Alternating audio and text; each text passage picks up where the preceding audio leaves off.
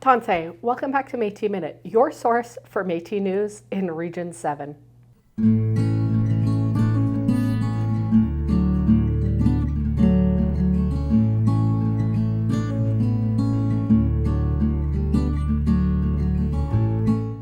Welcome back. I am your host, Samantha Loney. If you live in the city of Midland, this video is for you.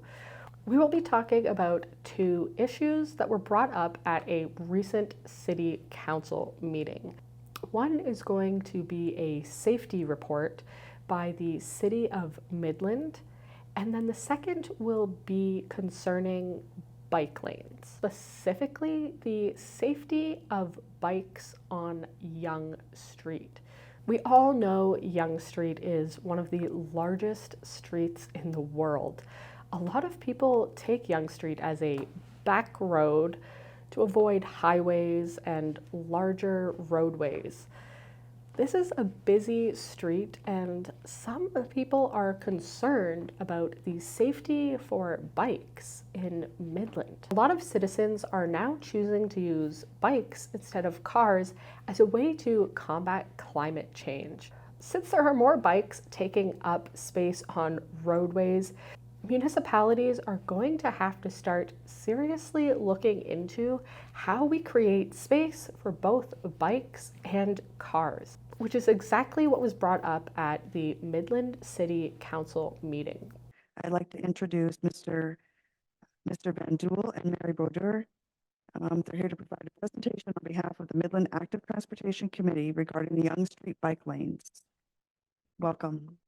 Thank you, Mayor and Council, for having us and providing us the opportunity to speak on Yonge Street and the bike lanes and the 3-lane option.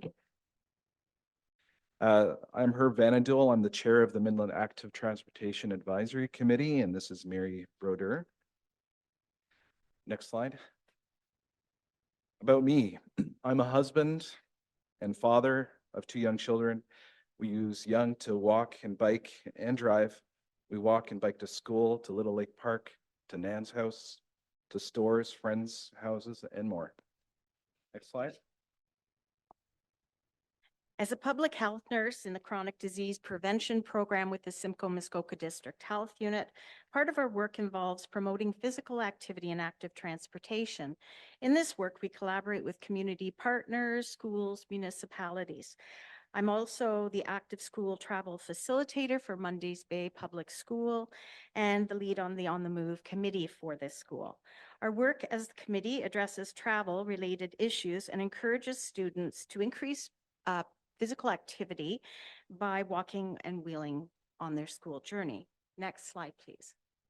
So this slide represents an overview of our presentation, which includes information about the committee. Active transportation addresses concerns related to active transportation, the benefits of a healthy community design, planning for a better Midland, and committee recommendations. Next slide, please. The Midland Active Transportation Advisory Committee is comprised of individuals with a strong interest in active transportation. Some of the duties of the committee include supporting a continuous, well-connected, and safe transportation network by providing input into planning and enhancement of active transportation infrastructure, such as bike lanes, trails, and sidewalks. Next slide, please. So what is active transportation? Active transportation is any form of transportation that's powered by human energy. So examples could include walking, cycling, and wheeling. In 2022, Participation released a report that stated that children are only 28% of children are getting the physical activity that they need each day.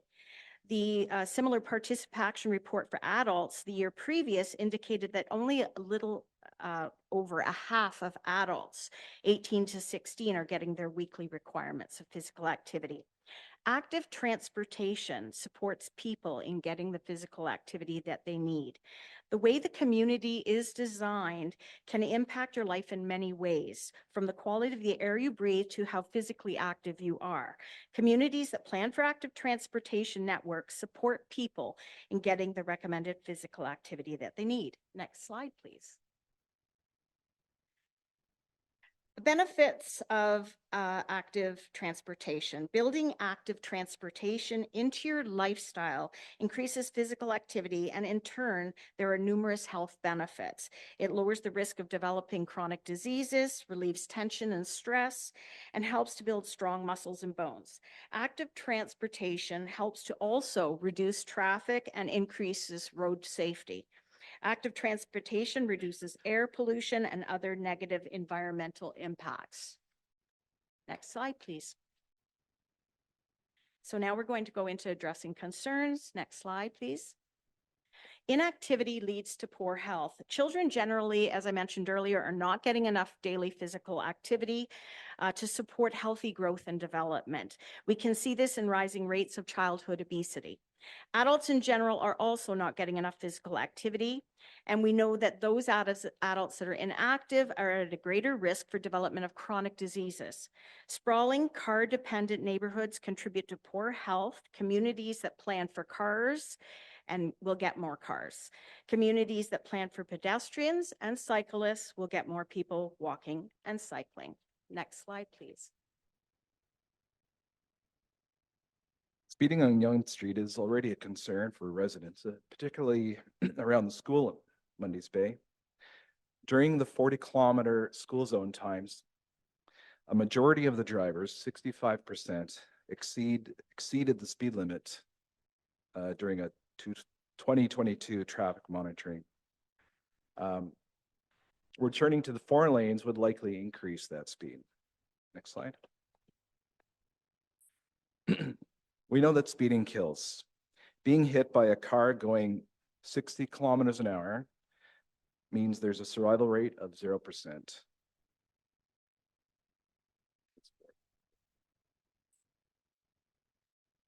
Children need to be, the next slide. Children need to be safe on the road. They need to be safe when walking or biking on the sidewalk, and they need to be safe when on the road, when in a bike trailer, bike seat, or a cargo bike. It's a misconception that children will only be on the sidewalk. Next slide. Okay. Mundy's Bay Public School is involved in the active school travel initiative called On the Move. On the Move encourages students to walk or wheel in their school journey. There's 453 students that attend Mundy's Bay Public School. Although 58% of the students live in the walk zone, surveys have shown that about 22% of these students are walking or biking to school. I would like you to read some of the comments that you see here on the slide. These are comments from parents who participated in the On the Move surveys that we conducted at the school. If parents don't feel their children are safe walking or wheeling for the school journey, they will choose to drive. This increases traffic and congestion around the school and decreases safety for students. Mundy's Bay On the Move has advocated for the bicycle lanes with bollards on Yonge Street, as they believe that this will improve safety for the students, and parents will be more apt to allow their children to have the benefit of walking and wheeling. Next slide, please. People with mobility issues need to be safe on the road too. Ali Gordon, the general manager of the Villa, told us, the Villa supports Yonge Street remaining as a 2-lane road. The seniors utilize the bike lanes for use by their accessible scooters that allow them a safe way to get around town. Next slide. We need to consider all road users, so that's school children, older adults, people with disabilities, and everyone who walks, cycles, or wheels to move around our community. Some may have less choice. Some may not own a vehicle. Cycling and walking may be their only choice for transportation. In many communities, there are inequities between wealthy and lower income neighborhoods when looking at road safety interventions. Improving safety and access to active and public transit in communities improves the health and safety of historically disenfranchised members of our community. Next slide, please. Benefits of healthy community design. Next slide. Lane reductions, such as the Yonge Street Road Diet, reduce crashes and injuries for every road user. The current 3 lanes on Yonge reduces crashes by up to 47%. over the previous 4 lanes, according to the U.S. Federal Highway Administration. Yonge Street is well within the limit for that. It has 11,000 cars per day when the limit for this recommendation is 25,000 cars per day. And we know that the average travel time on Yonge is about 3 minutes time, which isn't much. It's unclear if adding lanes will save drivers much time at all. Next slide. The lane reduction makes room for everyone. On the left, we see before the lane reduction. On the right, we see there's room for bike lanes. There's room for better crosswalks, better sidewalks, trees. Next slide. There are a number of benefits associated with separated bike lanes: improves safety, encourages active transportation, health benefits, economic benefits, reduced environmental impact, improved accessibility and equity, to just name a few. Next slide, please. Physically separated bike lanes are safest. A separated bike lane with curbs or bollards has the lowest injury risk compared to any other route for cycling. And no separated bike lanes equals 6 times greater risk of injury compared to the physically separated bike lanes. This is according to a recent study. Next slide, please. There are fewer fatal and serious crashes with separated bike lanes. Physical separation decreases car speeds by up to 25%, leading to fewer fatal and serious crashes. Clear visual bollards help drivers avoid crashes and improve driver behavior. Next slide. Ontario requires physically separated bike lanes. For the posted speed limit on Yonge 50 and daily traffic volume, the Ontario Traffic Manual requires physically separated bikeway, as can be seen in the red dot there. That's where Yonge Street is situated. Bollards are a good way of providing that separation. Next slide. Oh, I'll do it. Okay, yep, go ahead. How much time do we have left? Okay. Planning a better Midland. Midland has a multimodal transportation plan, which was approved in 2019. It recommends physical separation of the bike lanes on Yonge, and it recommends better cycling connections based on the feedback from residents. Next slide. On April 26th, a cycling tourism destination workshop was held in Midland. There's some data on the slide you see before you, but there's some new data that was presented at the workshop that showed that in 2023, 1.52 million was spent by cyclist visitors to Simcoe County. Cycling tourism is a growing sector in Ontario and has an economic impact for communities that are appealing destinations. Having the cycling infrastructure to support cycling tourism is an important consideration. Next slide, please. So these are next are the recommendations from the Midland Active Transportation Advisory. So the Midland Active Transportation Advisory Committee recommends that Midland keep the safer road diet with physically separated bike lanes on Yonge Street by adopting staff recommendations.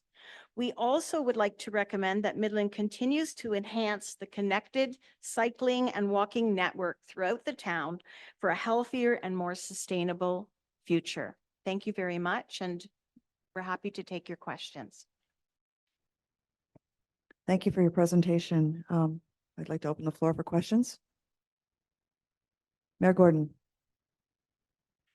Thanks. It was great to hear from Active Transportation. I don't think we've had Active Transportation talk to us this whole term yet. I mean, one of your members I talk to routinely, keeps me up to date with things, but it's really great to actually have you come here and give us a quick primer on what you're all about and the kind of things you talk about, and of course, where your passions lie. I can share that when I was at Good Roads, I had the opportunity to sit through the keynote at Good Roads last week, where Jeff Speck spoke to us for an hour and a half. And I sat there with my usual, skepticism that I always sort of applied to new information. And, it's the evidence that he presented was absolutely, undeniable. This guy's forgotten more about good streets, like complete streets and walkability and things than I'm likely ever to learn in my career. So I bought both his books. I sat down at night, skipped a few hospitality rooms, and started thumbing through, specifically through the Walkable City Rules book, which is more the targeted approach to how to do things rather than the sort of the more global, this is why you should. This is tactical things that are good for governance. And I can tell you from my perspective, after having talked to him, got him to sign the books, had a little chat with him sitting through the keynote, I don't see any value, I'll just tell you straight up, in putting the road back to 4 lanes. The not only the emails that I've been receiving, all of council has been receiving, have made compelling arguments from people. My own survey my little straw poll survey I launched on my website solicited a lot of the same kind of comments that we saw in your slides, only, I got hundreds of them. Now, to be fair, I also got a lot of people saying put it back to 4 lanes. But the rationale that they chose to share in the little box where I asked them to, not just vote, but to give me some reason why, none of it was nearly as compelling as the data that I'm getting. So just as a spoiler alert, when this report comes, and I've already talked to Mitch about this, my intent of having that option of 4 lanes come back to us was really just to make sure we had a complete report with all the options, not just a narrowed staff recommended version, because I really believe council needs to have all the options in front of it, notwithstanding the staff recommendation. So I still have concerns about the costs of the bollards, and I did speak to Jeff about this. He's an American, but he has experience in Canada.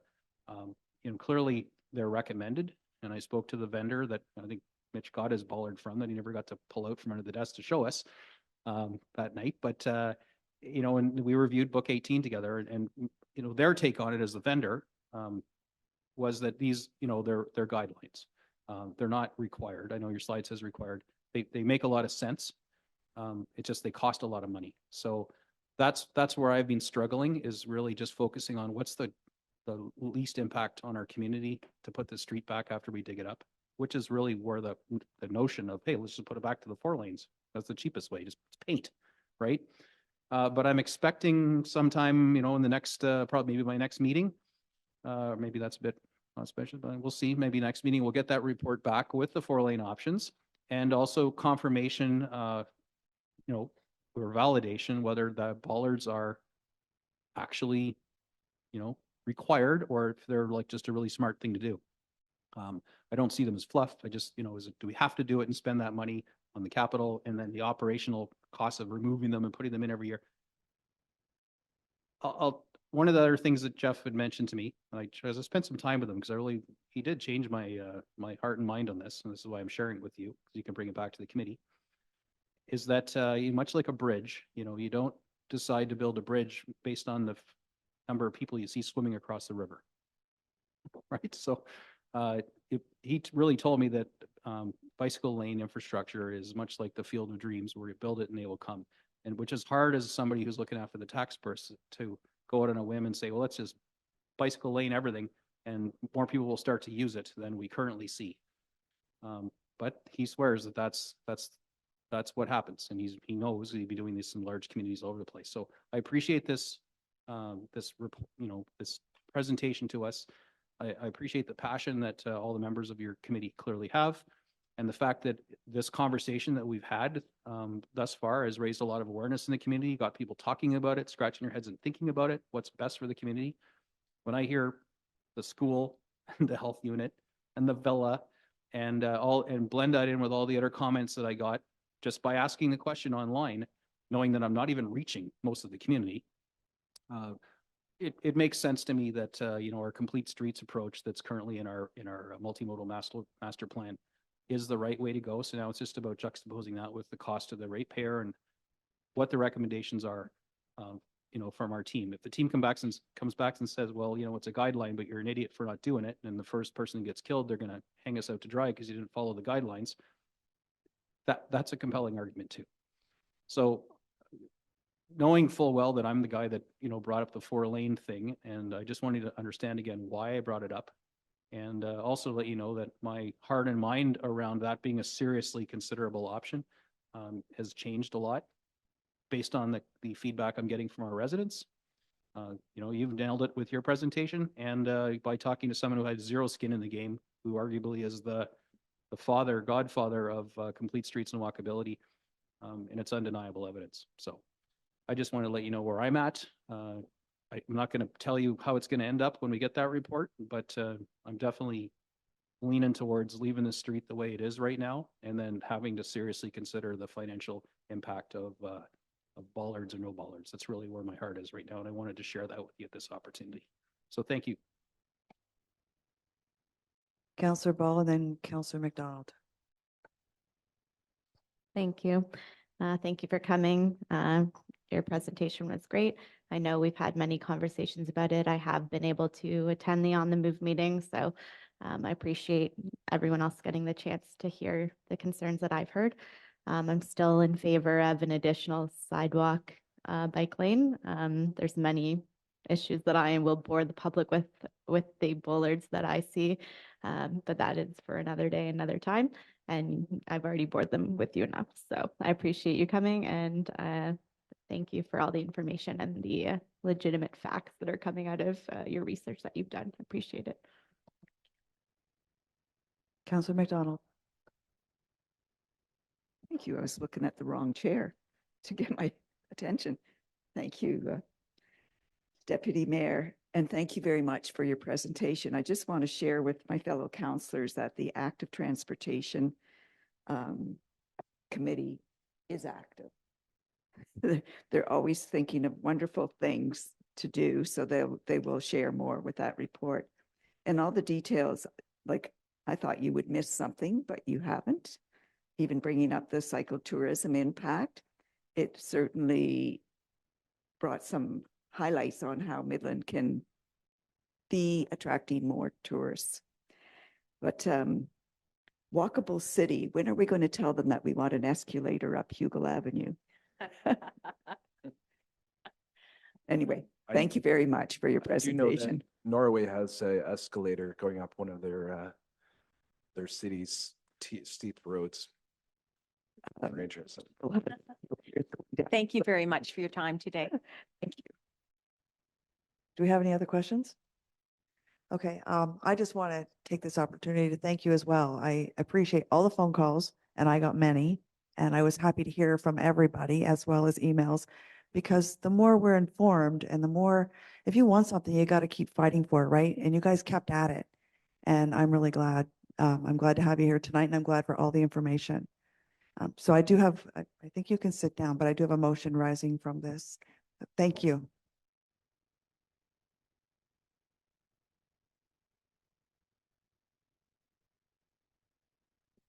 Could I have a mover and a seconder, please?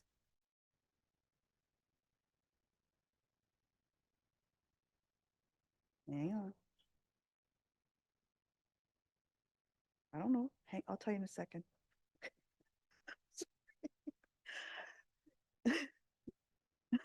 Okay, item 16.1, that council accept the recommendations as prepared by the chair of the Midland Active Transportation Committee for information purposes only. All in favor? Opposed? Seeing none? Carried. As we know, this issue is not unique to just Midland.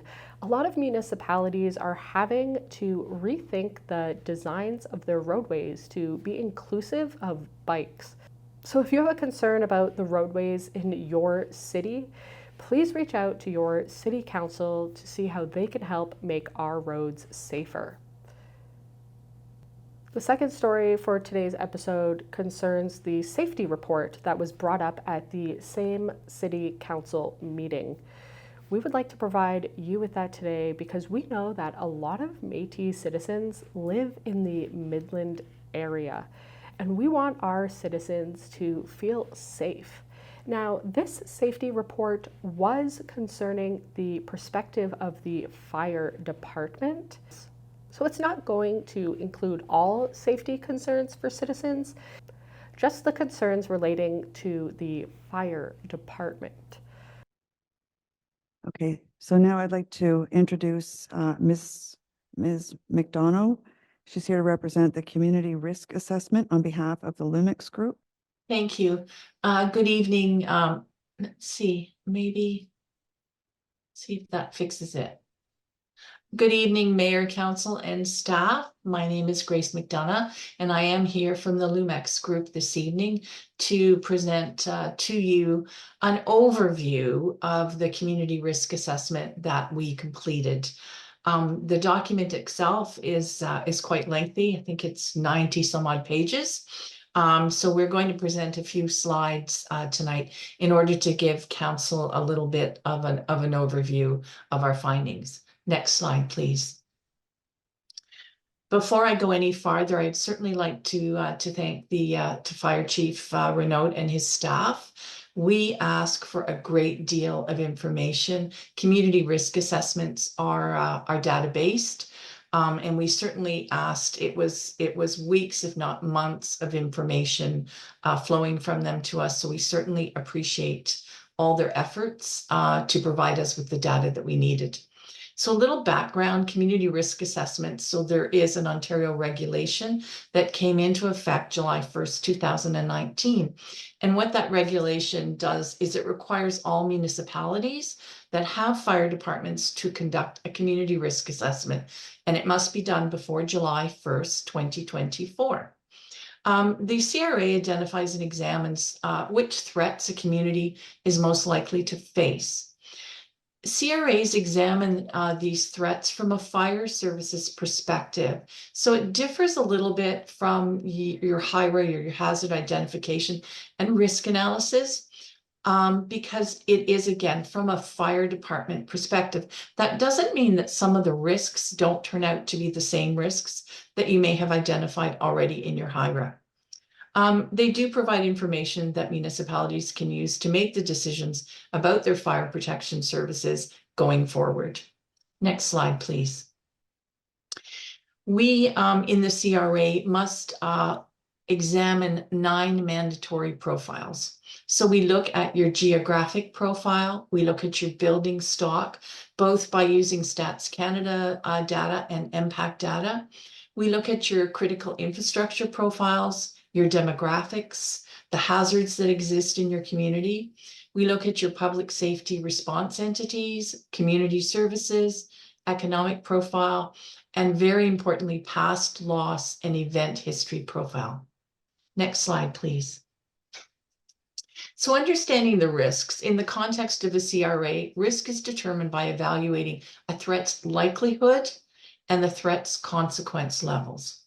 The OFM states that a department should use professional judgment along with historical information about past incidents to estimate how likely it is for a given emergency to occur.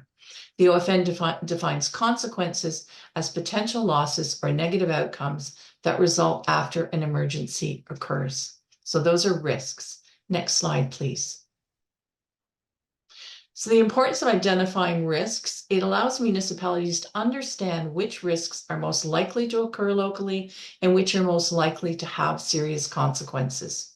After a municipality understands which fire and life safety risks it's most likely to face, it can then determine how to best manage those risks. If an emergency occurs and a community has not established adequate response protocols, the consequences could include damaged property, tarnished reputations, and certainly loss of life. Next slide, please. We'll go to the next slide, please. And again, sorry. The matrix is what we use to score all the risks that we identify in the risk profiles. So as you can see, if a risk is almost certain, and I would use perhaps residential fires in the community, if they occur annually, it becomes an almost certain risk. Then we look at where it falls within the consequences. And generally speaking, residential fires fall within the minor consequence level. And that is a minor consequence, not to the homeowner, but to the community as a whole. So it would rate as a moderate risk. And I think that you'll see that tonight when we go through the risks. So just that's an example of how the matrix designed by the province works. Next slide, please. So here are the public safety risks that we identified in the town of Midland. So severe weather event was scored at 120, so that is a high risk. Fire explosion in industrial occupancy, 100, again, a high risk. Critical infrastructure failure, 96 in the high risk category. Human health emergency at 90. Fire in residential occupancy, 84. These are all moderate risks that you see in yellow. Fire in the downtown core, a 75. Road and highway incidents, a 72. Fire in commercial occupancies at 70. Fire in assembly occupancies at 70 as well. And fire in vulnerable occupancies, so that would be long-term care or care occupancies, is at a 64. And that's how they scored through the matrix. Next slide, please. So once we have scored all the risks, then we develop risk treatment plans for each risk, and they're all listed in the document as a whole. I'm going to highlight your top 5 risks this evening and talk about the risk treatment plans. So again, it's created by using an evidence-based approach, which clearly defines the problems posed by a given risk, and the risk treatment plans consider the potential outcomes of proposed actions. It assesses options, provides recommendations for addressing the risks identified issues. They may recommend training, they may recommend service delivery agreements, resource allocation, or service level changes. Next slide, please.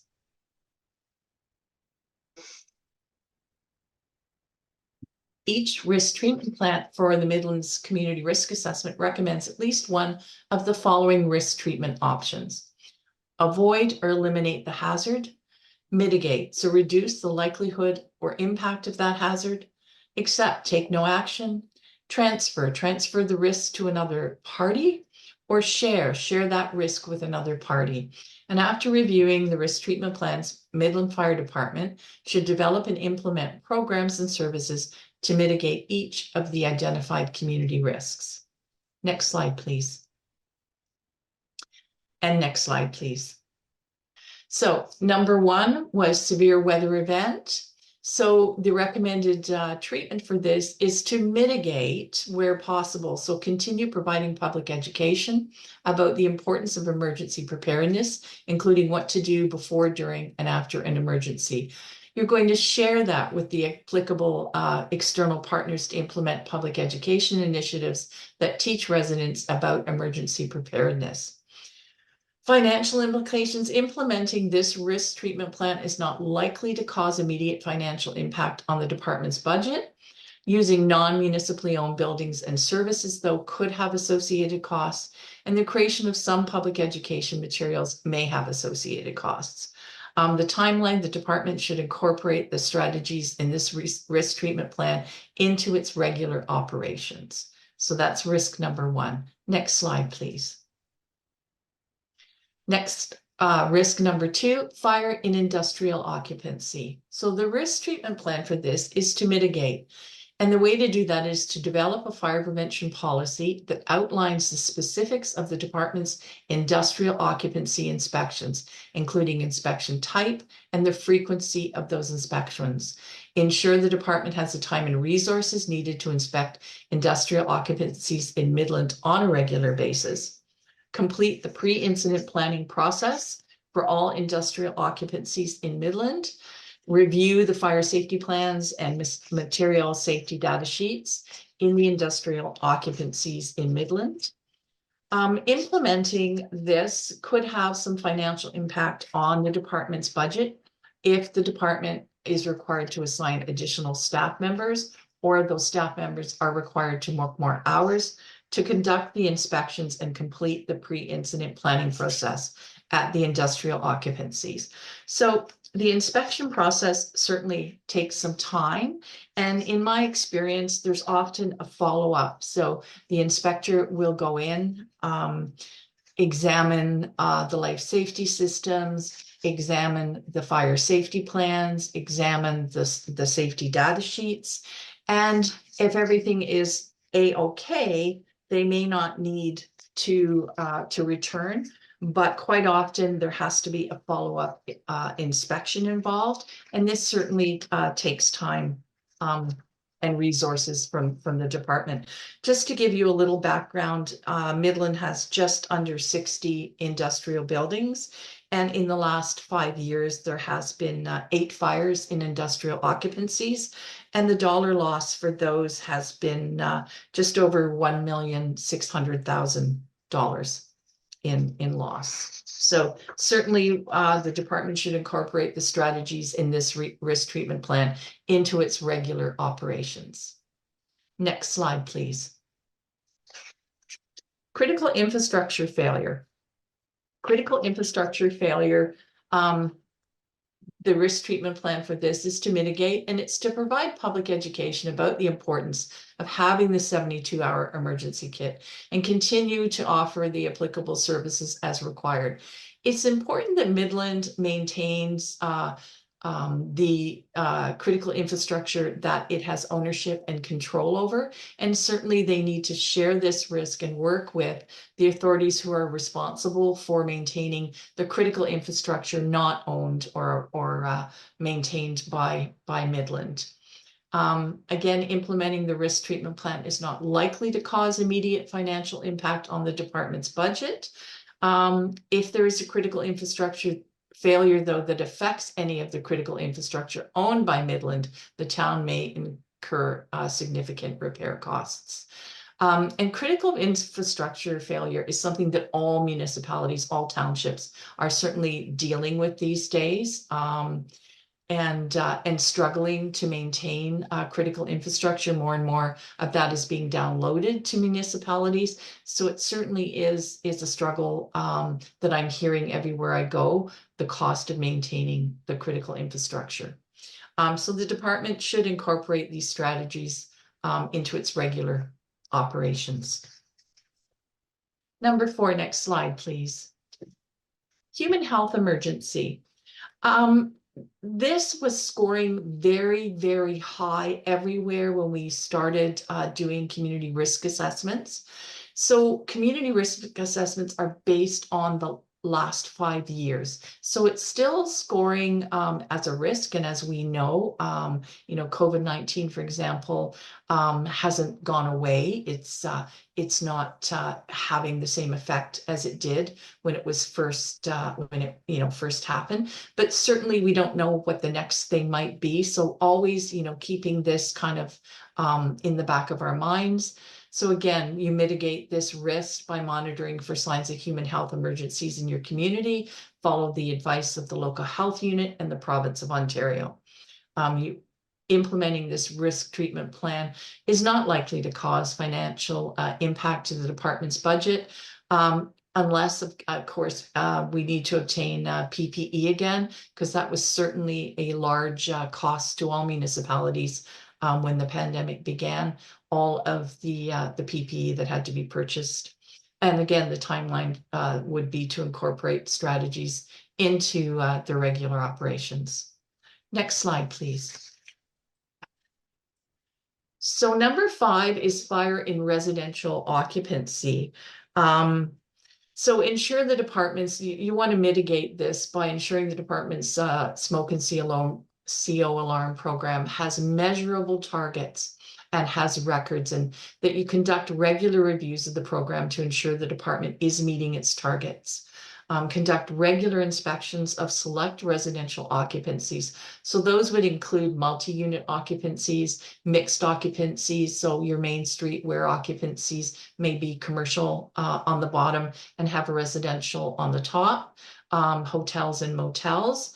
And continue facilitating public education programs and attending community events to distribute fire safety information. I had a look at the stats, and there have been 58 residential fires in Midland over the last 5 years, with a dollar loss of just shy of $9 million. So it's a considerable loss.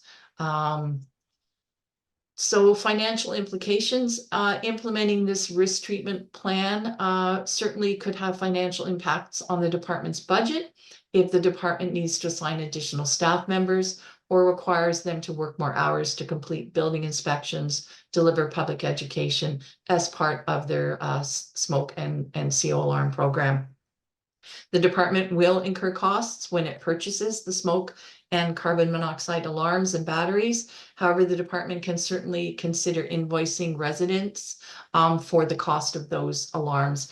And I've seen programs in other municipalities where the fire services personnel would go to a neighborhood, and if the homeowner consents, check their smoke alarms, make sure they're working, check their CO alarms. If they're not working, they will install a new smoke or CO alarm, or simply change batteries if that's what requires. And then the homeowner is asked to pay the cost of that alarm. And certainly I've also seen in communities where if someone is unable financially to bear the cost, then the municipality covers the cost of having that alarm installed. So the department should certainly incorporate these strategies into its risk treatment plans and into its regular operations. And I did say that I would touch on the top 5, but I just wanted to quickly, we did look at fire in commercial occupancies, and there have been 6 fires in Midland in commercial occupancies in the past 5 years with $415,000 in loss. There has also been fire in assembly occupancies. So those would be community halls, arenas, libraries. There have been 3 fires with a $1,700 loss. And fires in other structures. So other structures would be perhaps sheds. There's structures not covered by the Ontario Building Code, may be covered by the National Farm Building Code. And there have been 19 of those fires with a dollar loss of just over $8 million. So there's certainly some dollar loss happening, and certainly a need for additional inspections to take place. There's 3 pillars to the fire service, and the first one, of course, is suppression. But it's very expensive when those trucks and those firefighters have to roll out. So certainly by having a good inspection program, by doing public education, it can help to alleviate that a little bit. And it certainly is successful and makes for a safer community. Next slide, please. So the next steps for Midland is to review and update your community risk assessment annually. Doing that will certainly make it an easier task in 5 years when the community risk assessment has to be completely redeveloped and sent to the province. And develop a process for collecting and maintaining data. So this is not just Midland, but right across the board, this data that we need for community risk assessments isn't being collected sort of through one system. So we're looking at impact data. One of the things that is required now is the tracking of lightweight construction. And nobody has that data. No one has been able to fully give us that data because it hasn't been tracked in the past. So certainly something that we need to look at in the future to be tracking the use of lightweight construction. Most of that will be in residential construction, but some of it might show up in commercial construction as well. And you use all that information to develop, other strategic planning for the department as well. Next slide, please. I'd be happy to take any comments or answer any questions. Thank you, Mrs. McDonough. Mayor Gordon has a question. Thanks a lot. I enjoyed this presentation. I got to see a sneak peek. I was watching your or the presentation given to Tay as well, so I had a chance to notice what it'd be like. Obviously, we were very different than Tay's overall risk assessment just because of our urban status. One of the things I think that you were talking about future state I'm just worrying about downtown buildings. We had that collapse in our community, well, our neighboring community in Penetanguishene, but our buildings are of the same vintage. And although it's not, I mean, the collapse can come from fire, obviously, but it could be this could be a real problem in our community. I don't know that anyone's measuring this or whose responsibility is it? Because if we have a collapse on King Street of one of these old buildings, it could very well kill some of our residents and they're collapsing onto our property. Whereas if a farmhouse in the back 40 collapsed somewhere, it would be terrible if anyone was injured, but it wouldn't fall on the Midlands property. It wouldn't become our issue with our residents getting killed, just walking down the street. So I'm just wondering, is that something that you hear is coming into scope at some point, that taking into the account the structural integrity of, century-old buildings in downtown cores throughout the province? Yes, I do see that. I think, the community risk assessment is from a fire department perspective. So it is certainly things that are going to involve the fire department, but absolutely they would be involved in something like this if there was a building collapse. I think it's certainly been brought to the forefront. Again, inspections, and although the fire department would be looking at code enforcement, inspections and having the fire department into these buildings, these, as you say, much, much older buildings, maybe likely constructed before there were building codes, having them in there to sort of look at life safety issues. And if they see things, quite often things like separations have been breached. Some of the older buildings share basements, share attics, which makes them, which is concerning should there be a fire. But certainly having the fire department in there doing their initial inspections, and if they see things of concern, to alert the buildings department and have a building inspector go in and look at some of that. But since the event in Penetanguishene, I think a lot of municipalities who have older downtown cores are going to start to look at some of that structural engineering and start to put in place, ways to ensure the safety of the public in and around those buildings, and certainly the safety of the occupants of those buildings. Thank you. I know I drove around counting the cracks, as it were, after that event in Penetanguishene.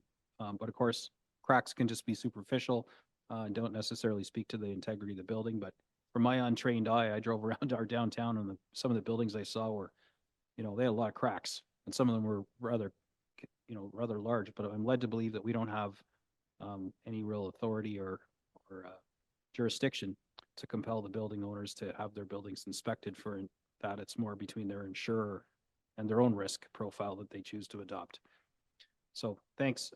This next question is for our chief. Renaud, your take on this. Do you feel, was there any surprises or shocks in here? Anything that you're like, we're not really, I'm not expecting you're going to say we're not doing it, but maybe there's things you need to either ramp up or, maybe staff up, or maybe a shared resource. Maybe if the fire services merge, there's another opportunity for some synergies. But is there anything in here you can see as low-hanging fruit that we could really be spending more time on than we are right now that came from this report? Through you, Madam Chair, to your worship, the information was not a surprise.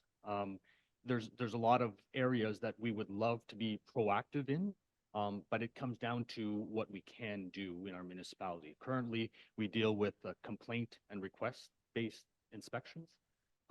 In order to turn around and address a lot of the things that Grace brings up as very valid points, we would need more staff. We have one fire prevention officer, and he is very busy just dealing with complaint and requests. And as Grace mentioned, when we do an inspection and we find code violations, there's an order written, there's a follow-up, and sometimes there's 2 or 3 follow-ups. That's per.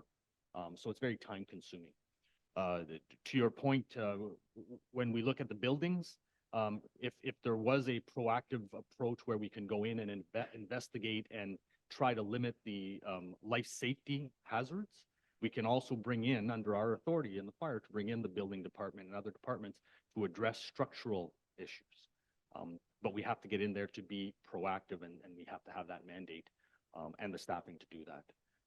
As far as what we have currently, we're dealing with issues as they come up.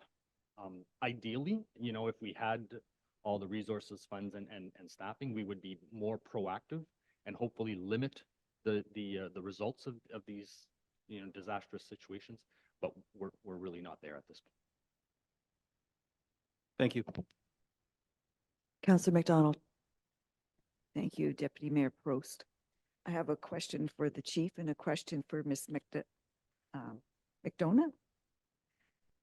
My question for the chief is, one of the next steps was sort of the recommendation to collect the data and track and keep track.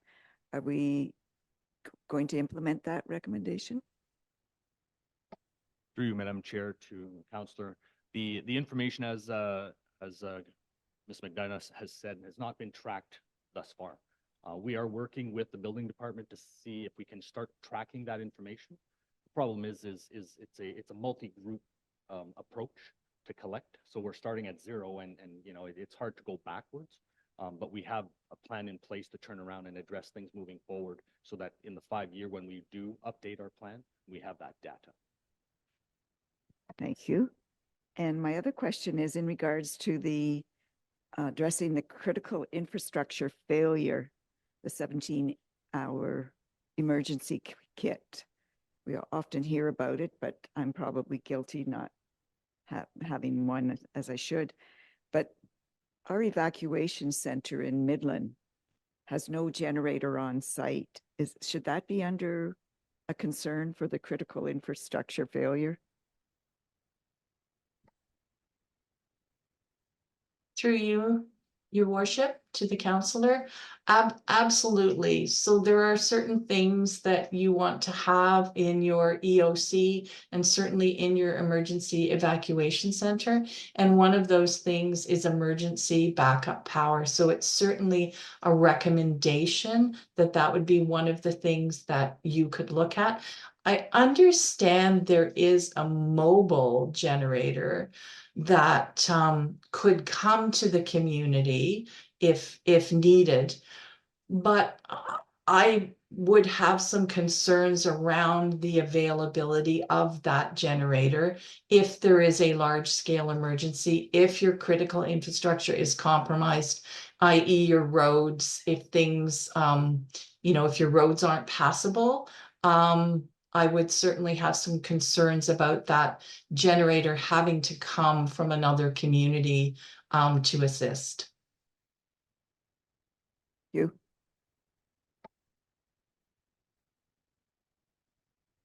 Madam Chair, if I may, to follow up, the mobile generator that Grace is speaking to is for our evacuation center. So it would go to the evacuation center, and the challenges, as was brought forth, are true. We tested to make sure that there is a hookup so we can open up our evacuation center, but we do not have a backup generator to come to Town Hall, nor do I believe we have the hookup set up at Town Hall in order to facilitate that.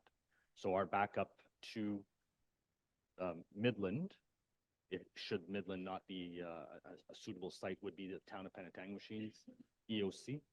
And unfortunately, I'm going to suggest that I'm not quite sure that we have a backup generator at that site either. So we would have to figure out how we power up. I think it should be part of our, excuse me. I'm sorry, I'm being corrected. There is a backup generator here. So the facility is protected. My apologies. So yes, you do have power here in the event that we lose power. So the EOC is up and running. That's reassuring, but I think we need one for the community as well. But that's future budget agenda stuff that we all love.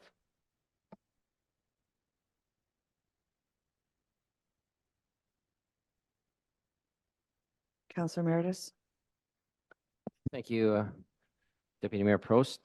This is a question for Chief Renaud.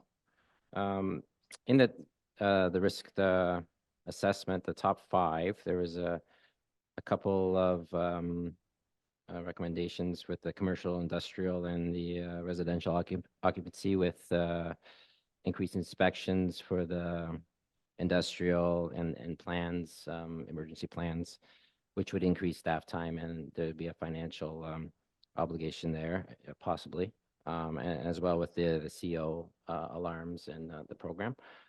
With your increased, newly increased staff complement, would this would it be fair to say that you'd be able to handle this without increased staff time, or not?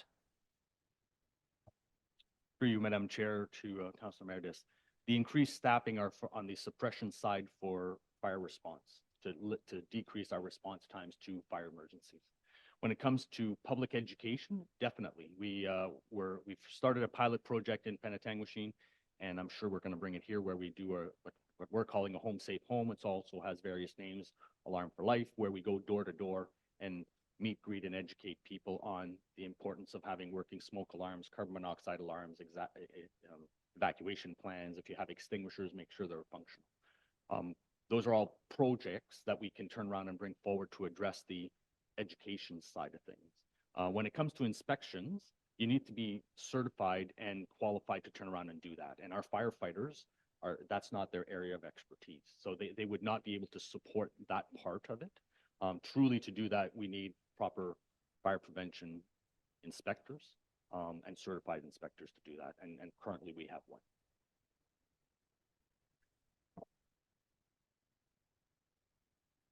Mayor Gordon? Thanks. Just a quick follow-up for the community following along. This is I mean, it's a lengthy report, about 118 pages, I think, is the PDF. But there's some really good statistics in here, aside from learning a bit more about the risk profile. A lot of this is coming from StatsCan, but it can be a real beast extracting this stuff from the StatsCan website, and it's being done nicely and presented well in our demographic makeup for our community. Age ranges, family income, all different types of diversity measurements. There's a lot of information about the fabric of Midland, and it happens to be in this report.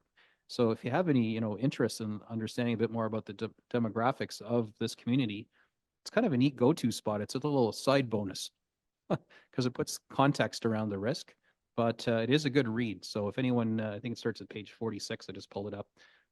It's worthwhile read to really get to know your community. It's amazing, even when you live here and being here for a long time, your perspective on the fabric of our community is really only as great as your circle of friends or your relatives.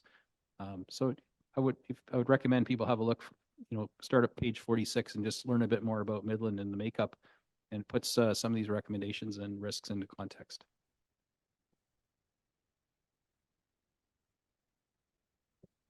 Any more questions or comments? I'd like to thank you for presenting tonight. It was full of information, and I'm glad that we can share it with all of the people in Midland. I do have a motion that council accept the Community Risk Assessment 2024 as prepared by the Lumix Group for information purposes. Can I get a mover and a seconder, please? Councillor McDonald and Councillor Ball.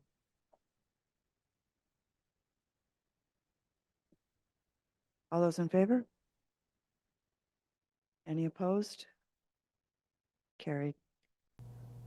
We hope today's video was able to help inform and open your eyes to different aspects of safety in our communities.